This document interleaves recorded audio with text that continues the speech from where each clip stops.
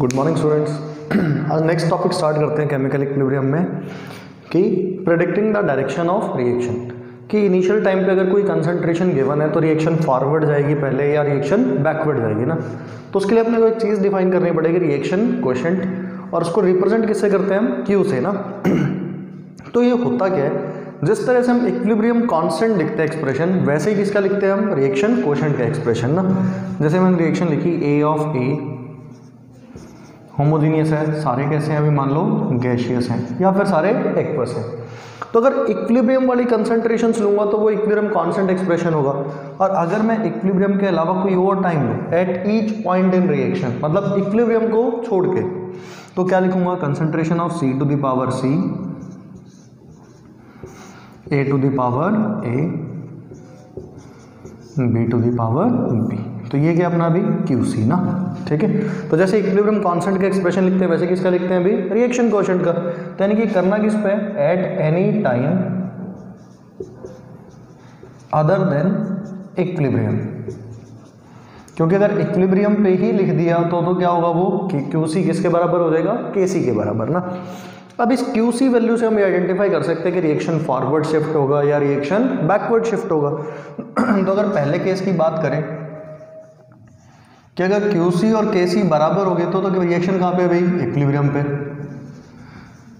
तो rate of forward backward दोनों के हैं अभी बराबर, कंसंट्रेशन में कोई चेंज होने वाला नहीं है। पर अगर क्यू सी की वैल्यू क्या हुई भाई, कम हुई, और के सी की वैल्यू क्या हुई, ज़्यादा। तो अगर Q की वैल्यू कम है तो ये इंक्रीज होकर किसके बराबर होना चाहेगा इक्विलिब्रियम आने के लिए, K के बराबर। तो अगर इस Q को इंक्रीज होना है तो C और D की कंसंट्रेशन बढ़ जाए, A और B की कंसंट्रेशन कम हो जाए, तो कौन से डायरेक्शन में होगा, फॉरवर्ड डायरेक्शन में। यानी कि reaction proceeds in forward direction, proceeds in forward direction, ठीक है। और अगर QC की वैल्यू क्या हो गई, ज़्यादा हो जाए किससे, KC से, ठीक है। तो अब सोचना Q की वैल्यू अगर ज़्यादा है K से तो उसको कम होना पड़ेगा। कम होने के लिए C और D की कंसंट्रेशन कम हो जाए और A और B की कंसंट्रेशन बढ़ जाए, तो कहाँ शिफ्ट होना चाहिए, बैकवर्ड शिफ्ट। तो रिएक्शन प्रोसीड्स इन बैकवर्ड डायरेक्शन, ठीक है। तो इसका एक एग्जांपल देखना कि कैसे आएगा ना अपने पास। मान लो कि रिएक्शन में एग्जांपल लिया अपने, रिएक्शन ये ली A plus B gives C plus D, ठीक है। और इसका इक्विलिब्रियम कांस्टेंट दे दिया मेरे को कितना भी, 4। और इनिशियल टाइम पे कंसंट्रेशन 1 मोलर 1 मोलर 1 मोलर और 1 मोलर है, ठीक है। तो जैसे ही 1 मोलर लिखा मैंने, इसका QC लिखा 1 इंटू 1 1 इंटू 1 तो 1 आया। तो अभी QC की वैल्यू क्या है, अभी कम है किससे, KC से। तो रिएक्शन कहाँ प्रोसीड होने वाली है अभी, फॉरवर्ड।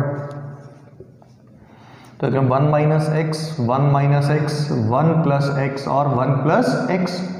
तो जो KC होगा 4, 1 प्लस एक्स का स्क्वायर अपॉन 1 माइनस एक्स का स्क्वायर, इस तरीके से लिख सकते हैं। तो एक्स की वैल्यू आ जाएगी, उससे हम equilibrium concentration of C D A B कुछ भी निकाल सकते हैं। और अगर ऐसा ही होता कि मान लो KC की वैल्यू 1/4 होती तो कहाँ शिफ्ट होता है ये, बैकवर्ड। यहाँ 1 माइनस एक्स 1 माइनस एक्स, ये क्या होता है 1 प्लस एक्स और 1 प्लस एक्स। तो अगर कभी भी अपने को इनिशियल टाइम्स पे कंसंट्रेशंस गिवन हो और अपने को ये पता लगाना हो कि रिएक्शन अभी फॉरवर्ड जाएगी या रिएक्शन अभी बैकवर्ड जाएगी, तो उसके लिए हम क्या यूज़ करते हैं, रिएक्शन कोएफिशिएंट। अगर कंसंट्रेशन में लिया तो QC, प्रेशर में लेते तो QP होगा ना। अब बात करते हैं significance of value of equilibrium constant ना, कि इक्विलिब्रियम कांस्टेंट की वैल्यू देख के हम क्या क्या प्रिडिक्ट कर सकते हैं ना। तो पहला केस इसमें, अगर KC की वैल्यू या KP की वैल्यू 10 टू द पावर 3 से क्या हुआ अभी, ज़्यादा।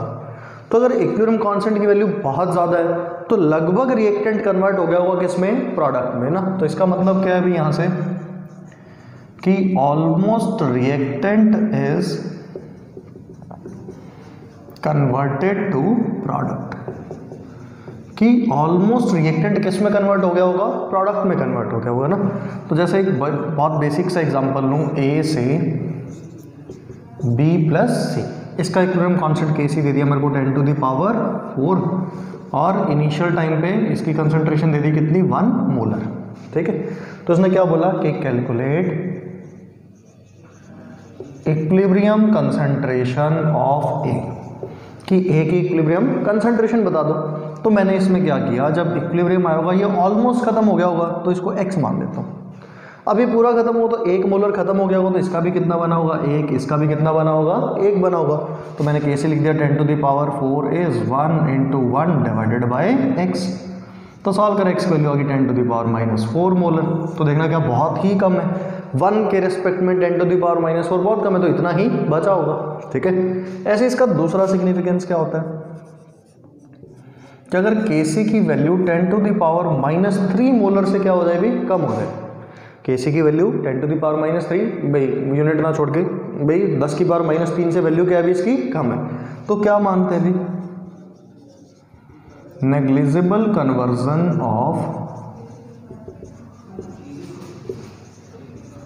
रिएक्टेंट टू प्रोडक्ट, कि नेग्लिजिबल कन्वर्जन होगा ना। ठीक है, जैसे वर्ष ऐसे एग्जांपल ले लें, ए से बी प्लस सी, Kc की वैल्यू दे दी 10 to the power -4 दे दिया। ठीक है, और बोला कि calculate equilibrium concentration of B and C। ठीक है, फिर से मान लेते हैं इनिशियल टाइम पे कितना 1 मोलर। ठीक है, गिवन था इक्विलिब्रियम पे क्या होगा, नेग्लिजिबल कन्वर्जन है तो 1 ही मान लेते हैं, और ये x और ये वाला x हो गया। ठीक है, तो यहाँ से लिखा Kc 10 to the power -4 is x² divided by 1। तो x की वैल्यू कितनी आ गई 10 to the power -2 मोलर। ठीक है, तो जब भी ऐसा होगी 10 की पावर 3 से ज़्यादा तो ऑलमोस्ट कन्वर्ट कर दो, और अगर 10 की पावर -3 से कम तो नेग्लिजिबल क्या करना है अपने को कन्वर्ट करना है ना। तो ये अजम्पशन है, वैसे तो हम क्वाड्रेटिक इक्वेशन सॉल्व कर लेते हैं, एग्जैक्ट आंसर रहना होता तो वो थोड़ी लंबी क्या होती है कैलकुलेशन होती है ना। ठीक है, तो कैलकुलेशंस को आसान करने के लिए हमने दो क्या माने, ये अजम्पशंस माने कि इक्विलिब्रियम कांस्टेंट की वैल्यू देख के हम अंदाजा लगा लें कि रिएक्शन में क्या होने वाला है ना। ऑल्दो रिवर्सिबल रिएक्शन 100% कंप्लीशन की तरफ नहीं जाती ना, इसलिए हमने लिखा ऑलमोस्ट रिएक्टेंट, कि लगभग रिएक्टेंट प्रोडक्ट में कन्वर्ट हो गया होगा। तो देखो यहाँ क्वेश्चन लिखा कि 1 mole of N2 and 3 moles of H2 are placed in 1 litre of container. Find concentration of NH3 at equilibrium. Equilibrium का प्रेशर गिवन है 1 atm और टेम्परेचर 400 केल्विन, और इक्विलिब्रियम कांस्टेंट की वैल्यू दे दी कितनी 4/27। तो सबसे पहला काम तो अपने को रिएक्शन लिखनी है, तो मैंने लिखा N2 plus 3 times of H2 gives 2 times of NH3। तो ये सारे गैसियस हैं। ठीक है, अच्छा देखना अगर वॉल्यूम 1 लीटर है तो मोल्स और कंसंट्रेशन सेम ही होने वाला है। तो इनिशियल टाइम पे इसका 1 मोल था और इसका 3 मोल था ना। तो अगर इक्विलिब्रियम की बात करूँ, इसमें से कुछ x गया होगा, तो इसका अगर x खत्म हुआ तो इसका कितना खत्म होगा 3x, और इसका x खत्म हो तो इसका बनेगा कितना 2 टाइम्स ऑफ x। ठीक है, तो जैसे मैं यहाँ से Kc का एक्सप्रेशन लिखने जाऊँगा तो आएगा 2x² upon 1 - x into 3 - 3x का क्यूब, यही बनने वाला है। तो Kc की वैल्यू गिवन है मेरे को कितनी 4/27, 4/27। तो मैंने रखा यहाँ पे कितना बना 4 times of x², 1 - x 3 common ले तो 27 कॉमन आ गया होगा, और 1 - x का क्या बच गया होगा अभी क्यूब बच गया होगा। तो देखना ये 27 कैंसिल हो गया, ये 4 कैंसिल हो गया, तो 1 = x² upon 1 - x to the power क्या हो गया अभी 4 आ गया।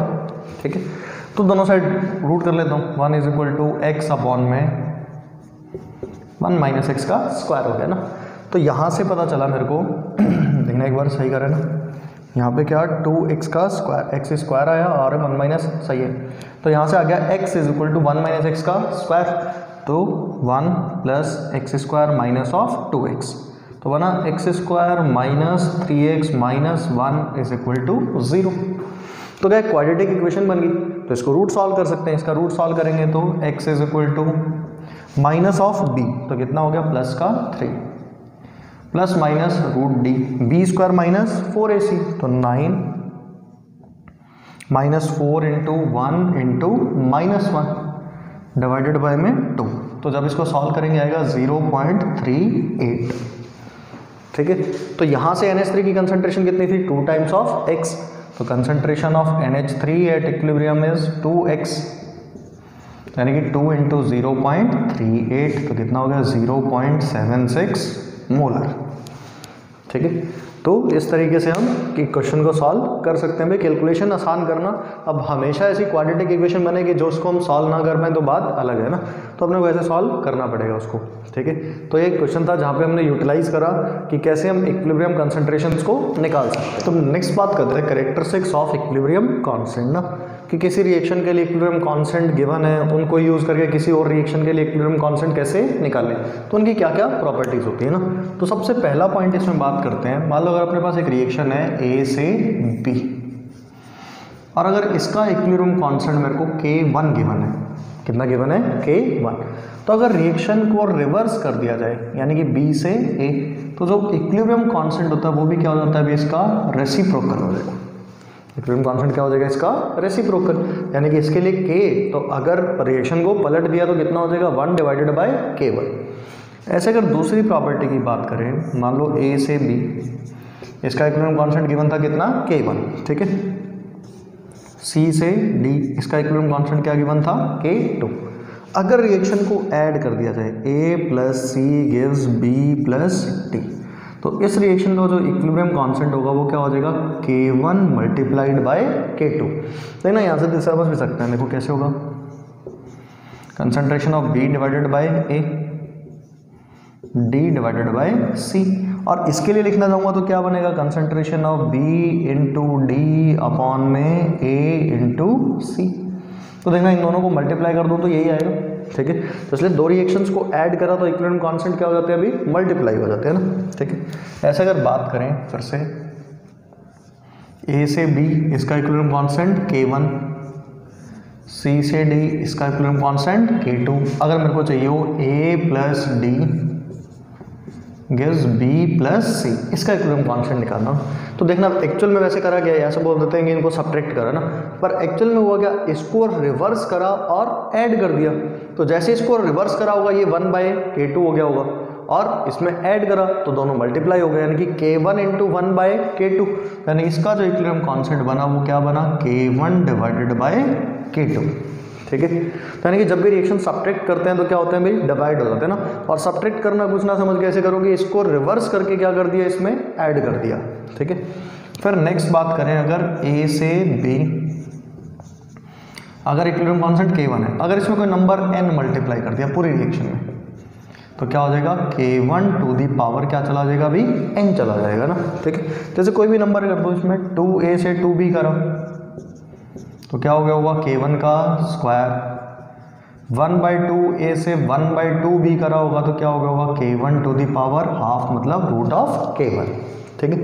तो इन चार प्रॉपर्टीज का यूज करके वो 3-4 इक्वेशन या 2 इक्वेशन से अपने को इक्विलिब्रियम कांस्टेंट देगा, और किसी एक इक्वेशन का इक्विलिब्रियम कांस्टेंट अपने से निकलवाएगा ना, ठीक है। तो इस पे 3-4 क्वेश्चंस अटेम्प्ट करते हैं।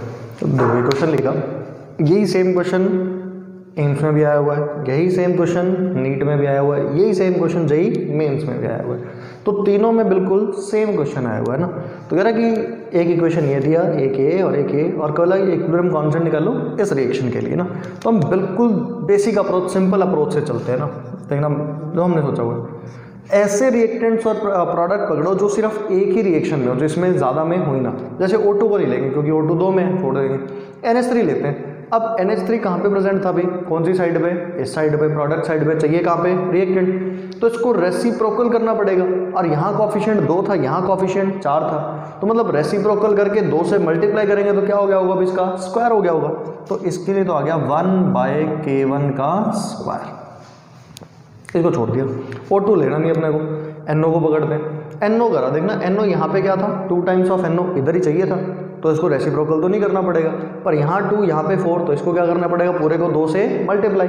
तो मतलब क्या किया हमने, K2 का स्क्वायर, फिर से मल्टीप्लाई, H2 कितना चाहिए था अभी 6, इसी साइड था H2 इधर ही चाहिए, और यहाँ पे देखना H2 plus half O2 gives H2, तो क्या एक ही था H2 पर चाहिए कितना मेरे को 6, तो पूरी इक्वेशन को 6 से मल्टीप्लाई करना पड़ेगा। तो मतलब क्या हो जाएगा K3 टू दी पावर 6, तो इस रिएक्शन का इक्विलिब्रियम कांस्टेंट आ गया, ठीक है। तो यानी कि इस इक्वेशन को लाने के लिए अगर मैं इस इक्वेशन को नंबर 1 बोल दूं, इसको 2 बोल दूं, और इसको क्या बोल दूं, 3 बोल दूं, तो एक्चुअल में किया क्या मैंने, 6 multiplied by reaction number 3 plus 2 multiplied by equation number 2 minus इसको माइनस करा होगा मतलब पलटा होगा, और 2 से मल्टीप्लाई करा होगा, 2 मल्टीप्लाइड इक्वेशन नंबर 1। और ये सब कुछ करोगे तो यही इक्वेशन मिलेगी, चाहे करके देख लो एक बार। तो करते हैं, इसको 6 से मल्टीप्लाई करते हैं तो क्या हो गया 6 times of H2 plus 3 times of O2, 6H2, सही है क्या? ठीक है।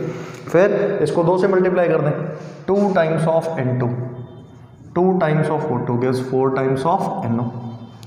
अब पलट दें इसको सीधा ही पहले, और फिर उल्टा करके लिख देते हैं, 4 times of NH3 gives 2 times of N2 plus 6 times of H2। ये आ गया। तो देखना N2 कैंसिल हो गया, 6H2 कैंसिल हो गया, तो बचा गया 4 times of NH3, 3N2, 5 times of O2, 4NO plus 6H2। क्या यही तो मिला था? तो इससे भी आंसर यही आने वाला था, और इससे भी आंसर यही आया। तो जो एक से ज़्यादा रिएक्शन में प्रेजेंट हो उसको छोड़ दो, ठीक है, और दूसरों के हिसाब से क्या लिख दो, इक्विलिब्रियम कांस्टेंट की वैल्यू लिख दो, तो इजीली हम आंसर ला सकते हैं ना। ठीक है, तो देखो एक क्वेश्चन और लिखा कि 3 K1 K2 K3 गिवन था, पूछा which of the following relation is correct, कि इनमें से कौन सा रिलेशन करेक्ट है ना। K1 K2 इंटू K3 ऐसे कुछ वैल्यूज गिवन है। तो देखना वैसे तो हम इजीली यहाँ से भी चेक कर सकते हैं, पर कोई एक चेक भी कर लेते हैं रिलेशन। अब सोच के देखना, अगर मेरे को इन इक्वेशंस में आपस में रिलेशन बनाना, तो ये सोच सकते हैं कि ये इक्वेशन लानी हो तो इन दोनों को कैसे यूज़ करें। अगर मेरे को इस इक्वेशन को लेके आना हो, इन दोनों को कैसे यूज़ करूँ मैं, ठीक है। तो देखना CO क्या हो जाएगा, अभी आपस में कैंसिल हो जाएगा। H2 और H2 कितना हो जाएगा, 2 टाइम्स ऑफ H2, 3H2 और H2 क्या हो जाएगा, 4 टाइम्स ऑफ H2।